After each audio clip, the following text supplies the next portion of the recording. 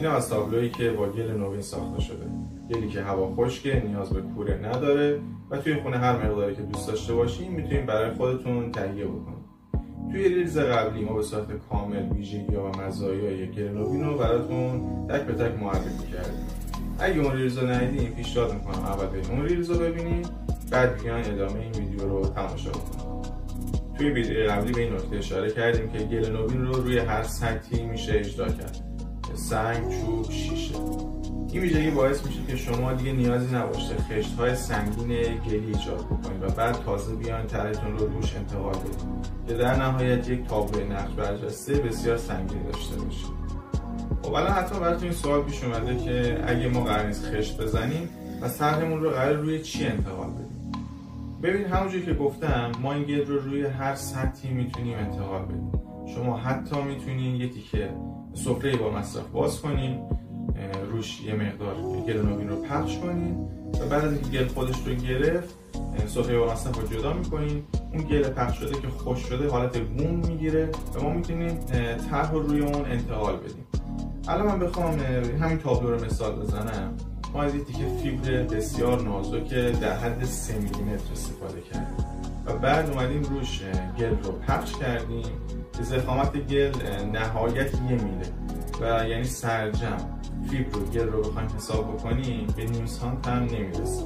و بعد از اینکه گل خشک شد و به سطح کار ما چسبید، بعد ما شروع کردیم طرح رو انتقال دادن که این باعث میشه تابلوی ما در نهایت بسیار بسیار سبک باشه، واقعا وزنی نداره، باید دستتون بگیرید تا متوجه بشین و اینکه بسیار بسیار این تابلو محکمه با اینکه ضخامتی نداره. توی ریلزهای بعدی یه تیکه از گل نوین خشک شده رو میارم و با چکش میرم سراغش تا شما متوجه استحکام و محکم بودن این گل بشین و به صورت کامل حسش بکنید. اگه یه مقدار بخوام راجع به همین تابلو براتون صحبت بکنم، اینه که این تابلو با متد افزایشی ساخته شده. گل نوین بیشتر برای مجسمه سازی و متد افزایشی مناسبه. البته این رو هم بگم ما توی دورمون به خاطر آزمون خطاهای مختلفی که کردیم به فرمولای مختلفی رسیدیم. با این مقدار دستکاری میتونیم یه کاری بکنیم که برای متد کاهشی هم تا حدی مناسب باشه، ولی پیشنهاد ما اینه که بیشتر برای مجسمه سازی و متد افزایشی از این گل استفاده کنیم. گل نوین یکی از سرفصل‌های دوره جامعه نقش برجسته ما هستش.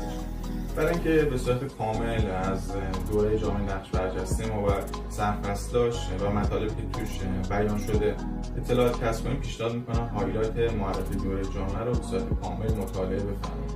و اما سرفصل گل نوین، ما توی مبحث گل نوین ابتدا آمدیم گل نوین رو بهتون معرفی کردیم، از ویژگی و مزایاش براتون گفتیم، بعد اومدیم فرمول ساختش رو بهتون گفتیم، 2-3 مدل متریال دیگه هم معرفی کردیم برای ایجاد تغییراتی توی اینکه مثلا میخوایم گل رو جای استفاده کنیم که ممکنه تغییرات دمایی داشته باشه، مثلا توی بیرون خونه ساخته بشه، یا کنار فواره ساخته بشه جایی که ممکنه رطوبت زیادی بهش برخورد کنه، یا مثلا میخوایم با متد کاهشی کار کنیم. ما فرمولای مختلفی در اختیارتون میذاریم و بعد میایم یک تابلو با این گل میسازیم.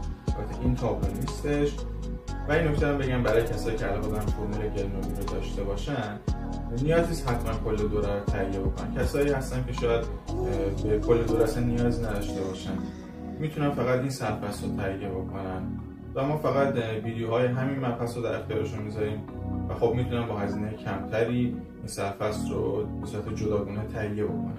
اگه میخواین در مورد شرایط و قیمت این مبحث و این دوره اطلاعات کسب کنید، دایرکت در خدمتتون هست.